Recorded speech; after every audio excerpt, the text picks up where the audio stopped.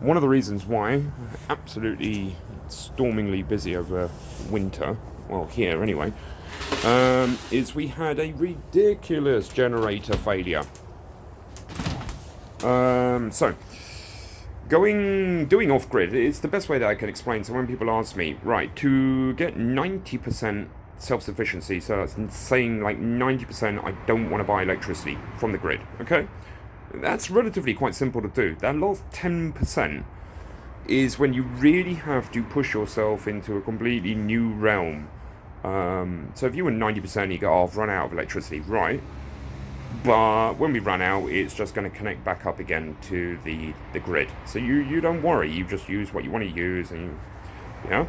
However, when you are actually off grid, so not only do you have to worry about your batteries, your inverters, your loads, your this, how many people are using, and predict like some kind of weatherman 3 days in advance, you also then have to worry about, do I have enough diesel, do I have enough generator, how's the generator running, and right.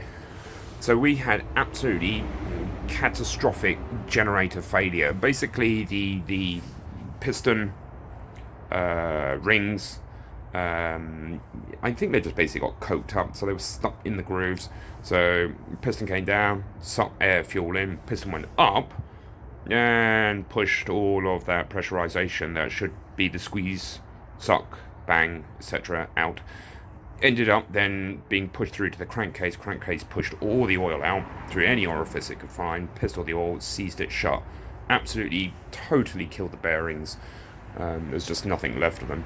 So, you know, and when you're in the middle of winter, and that was, wow, two days before Christmas? Yeah, ridiculous.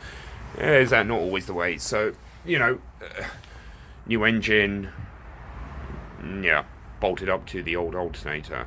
Oh, God. Yeah. If you ever get a chance to just separate that from that, okay.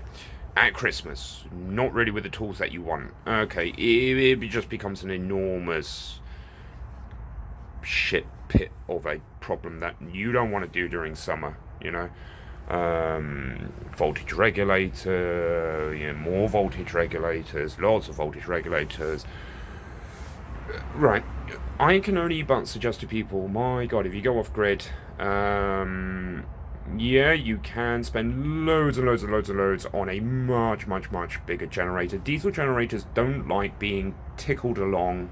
You know, if it's a 6 kilowatt generator or any diesel generator, the general rule of thumb is about 80% load. Don't buy one and then think you want to run it at 50% load because you get coke up.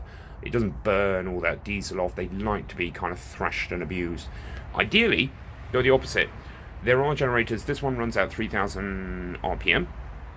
Go for one that runs at 1,500 RPM. Okay, just less abuse on the internal parts, but the payoff is hand in hand with the price. So there's always the problem. So, you know,